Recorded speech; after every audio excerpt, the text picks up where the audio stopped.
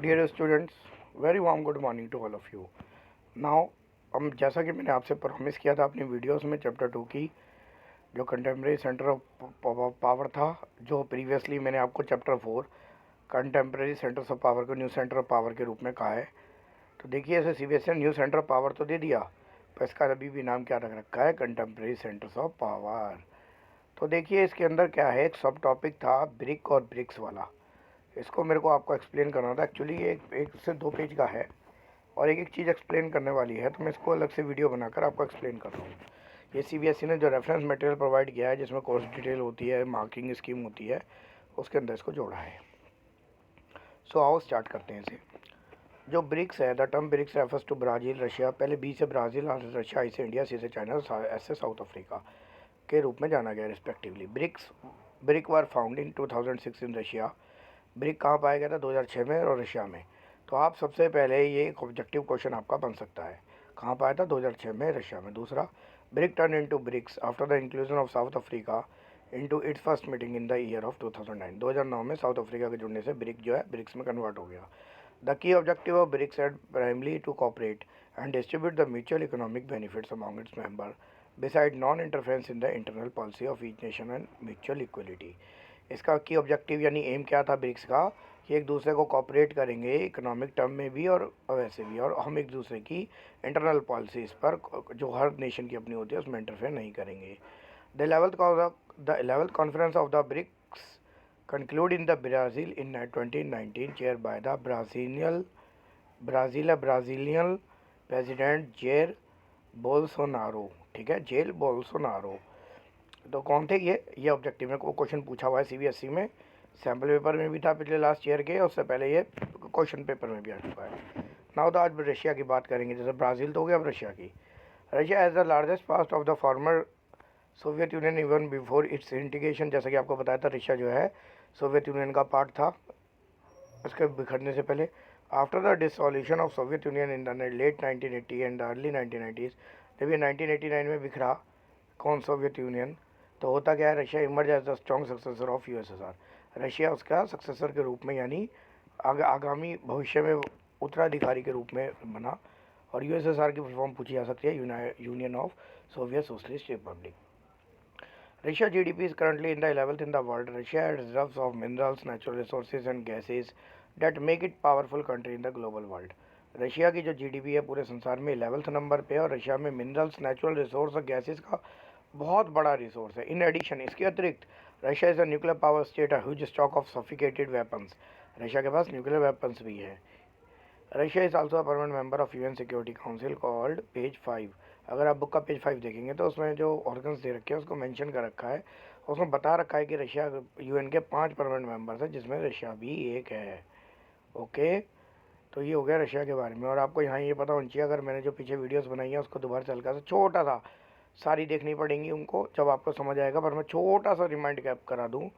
Russia is a friend of India from 1971 to till date. He helped India time to time too much, even in the export of their natural resource like petrol. आज भारत में petrol 96 रुपये 60 पैसे आज की date में।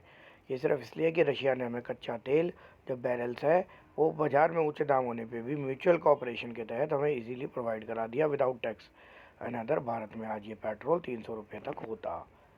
तो Russia और India के रिलेशंस को आप शेयर कर सकते हैं, हॉलीवुड बॉलीवुड को शेयर कर सकते हैं, और एक्ट्रेस कल्चर शेयर ले सकते हैं। बहुत कुछ है इसमें।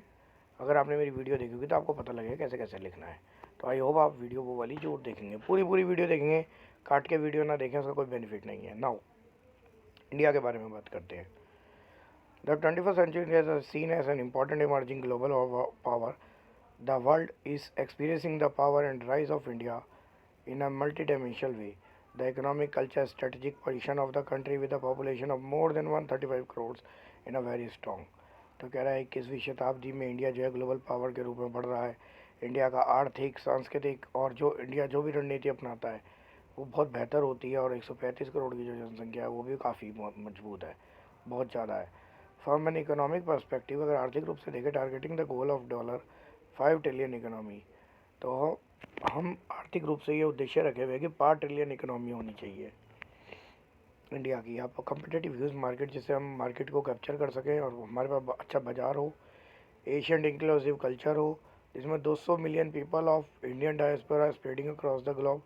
इस 135 मिलियन लोगों में से, 135 करोड़ में से 200 मिलियन लोग तो पूरे विश्व में फैले हुए हैं, पूरे ग्लोब के अंदर जगह जगह। Impart distant meaning and salience to India as a new centre of power in the 21st century. That's why India is recognise as a new centre. क्योंकि अगर कोई तो क्वालिटी होगी जो 200 मिलियन फैले हुए rest part of the India, तो कुछ क्वालिटी है, इस वजह से इंडिया को भी एक सेंटर ऑफ पावर के रूप में देखा जाता है।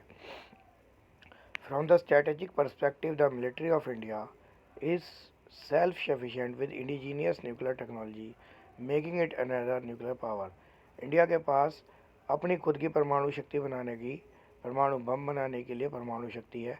जैसा कि आप 1974 का, 1974 का परमाणु परीक्षण, 1978 का ऑफिशियल परमाणु परीक्षण के बारे में जानते होंगे।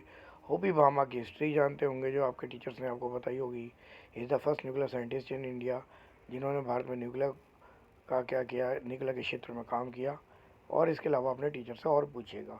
Now, Make in India scheme in the technology of science and other milestone of Indian economy. Make in India scheme आ चुकी है, जो कि साइंस और अदर चीज़ में ये कह रही है कि भारत अपना उत्पादन खुद करेगा, विदेशों से इम्पोर्ट नहीं करेगा कोई भी चीज़। All this changes are making an important centre of power in the present world. ये सब चीज़ें विश्व में इम्पॉर्टेंट बनाती है भारत को भी। Now, Israel shown on the world map with a pointer, Israel has emerged one of the most powerful nations in the 21st century world in the terms of science and technology, defense, intelligence, besides economy। जैसा कि आप देखते हैं कि 21वीं शताब्दी में जो इसराइल है, वो टेक्नोलॉजी, डिफेंस, इंटेलिजेंस, इकोनॉमी, इन सब में बढ़ रहा है। Situated in the middle of the burning policies of West Asian countries. अगर आप देखेंगे कि जो वेस्ट एशिया की कंट्री है, जो वहाँ प्रॉब्लम है, Israel has reach a new Heights of the global political standing by virtue of its indominant defense process, technological innovation, industrialization and agriculture development। जो वर्ल्ड में जो इसराइल है, इवन एशिया की कंट्रीज़ में सबसे ऊंचे स्तर पे पहुंच रहा है। क्यों? उसकी डिफेंस पावर बहुत अच्छी है, टेक्नोलॉजी के इनोवेशंस बहुत अच्छे हैं, उसके इंडस्ट्रियलाइजेशन वहाँ अच्छा है, एग्रीकल्चर डेवलपमेंट भी बहुत अच्छा है वहाँ पर, लेस देन अदर अरब कंट्रीज़ या less than other Islamic countries. Sustaining against adversity is the principle with the small Jewish Zionist nation. Israel is placed